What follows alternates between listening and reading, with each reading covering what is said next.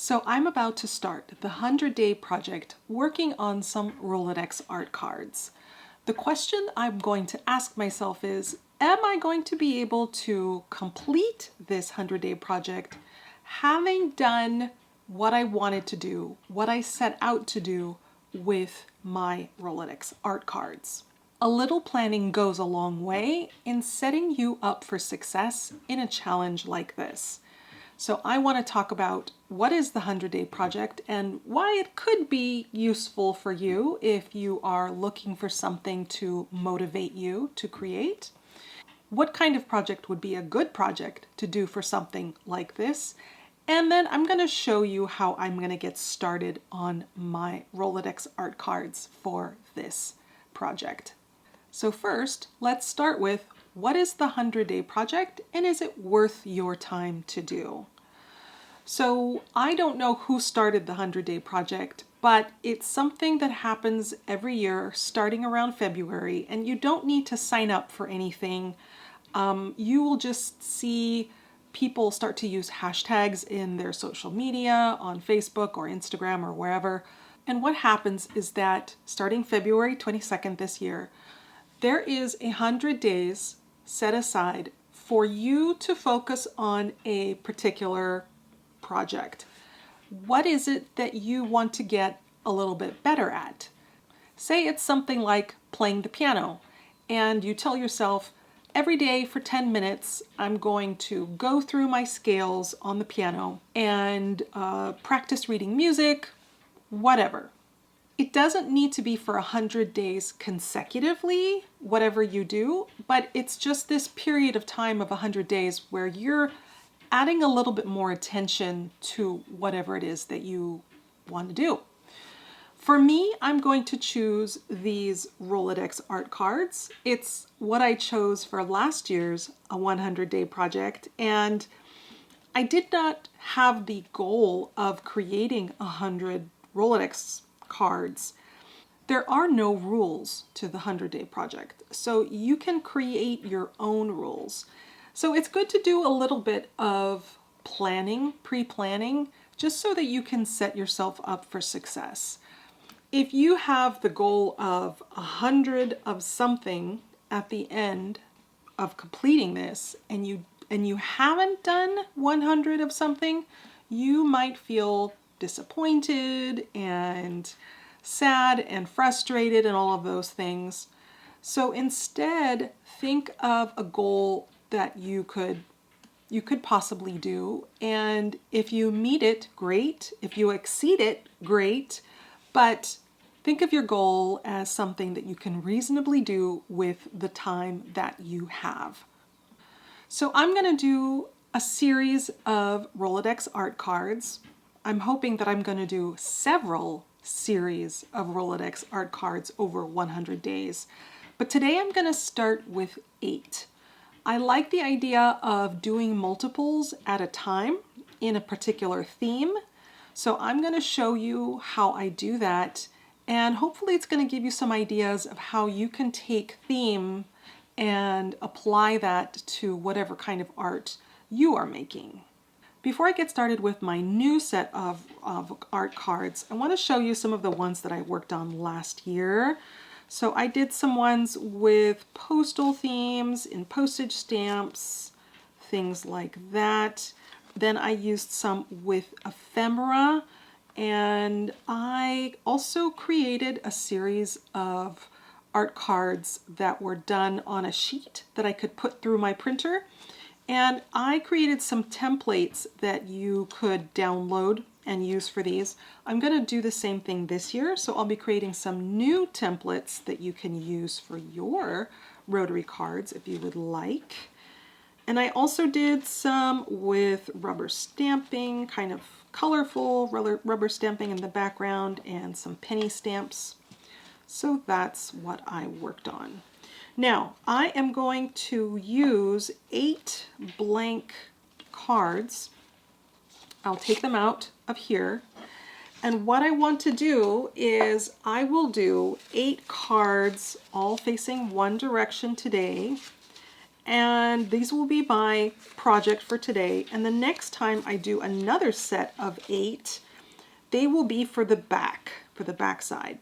Now, I mentioned I like to do themes. I'm going to do 8 cards all in a same theme. What kinds of themes, for example? So let me give you a few ideas. So the first example is wildlife conservation stamps. Another theme could be vintage recipes.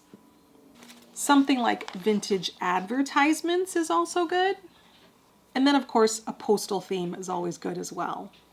In addition to themes, I have some pattern paper that I could possibly use. And then a bunch of random scraps that I could use as background pieces. These are stamps from the National Wildlife Federation. These are not made anymore, but if you live in the US, you possibly remember these at some point because they were made from like 1950 all the way through 2010, 2015. And what they are just stamps, and you would put them in a little stamp album, and it's just a way for this nonprofit to raise money for their organization. So I have these are from 1996. They are really inexpensive to find on eBay, for example. And you can find old ones, you can find newer ones, whatever you want. What's nice about these is that there is a mixture of different flora and fauna. There's plants, there's animals like chipmunks, then there's birds and butterflies, insects, so it's a real good combination of things and a really nice set of colors, right, to play with. So I'm going to choose 8 of these and use them in a collage. So I'm just going to cut these in half, and let's see. I'm going to try some big ones and I'm going to try some small ones and see if that works. Okay, so now I have my stamps. Even if they don't fit, that's okay. If I cut off some of the edges, totally fine. I'm just putting these on here. I don't really have a plan yet, so I will put something down, and if I need to replace it with something else, then I can do that. Now, what else do I want on here? I can put on some map, perhaps. I like to look for things where I have matching colors, so that's helpful. Let's see if there's any of these that I could possibly use. This green might work with this hummingbird. That would be cool. So let me take a piece of this. How pretty with the gold. Let's see. I'll just put this here for now, like that. Black and white. This geometric could be, let's try. There we go. In addition to those background pieces, I could do some rubber stamping. I could also use a little bit of very neutral text. So I could do that as well. I've got some samples right in here. Let me just pull out some of these, see what I've got. So as you can see, I'm just trying things. I don't have any set rules or things that I'm trying to do. And it can be kind of time consuming to, try and figure out what I want to do. But that's kind of the fun, right? If you're not rushed and you have time, then this is the part that you can really enjoy. Okay, now I have my pieces. Before I start gluing everything down, I want to think about if there are some additional rubber stamping that I may want to use to decorate the card at the base. So let me get my rubber stamps and see what some possibilities could be. Here are the 4 stamps that I have pulled out. So basically I'm just looking to add some color. So it doesn't really matter which of these I use because it's not going to show up very much. I just want to make sure that I have coverage entirely on the whole card. So this one, looks like a pretty good fit. What color do I want to use? Well, I could do different colors for different cards, depending. Maybe I do want to stick with blue for this and stick with green for this. A different shade. So for example, if I pull out my green colors, I don't think I would want to do a kind of a hard, solid green. Maybe something a shade lighter would work for this. So I'll just experiment with these and see what I can do. I'm going to do the rubber stamping, and I'm also going to glue down all the pieces on these cards, and then I will show you what they look like to see if I want to add any additional elements on top of that. All right, so here's how my cards have turned out so far. I like the backgrounds, I like the colors. Some of them I can see right away that look like they're completely done. These two, I think, don't need anything else to them, so I'm going to put these aside. But these ones look like they could use a few small things. So I have these rubber stamps here, just small ones, and I'm just going to stick with black ink to make it simple.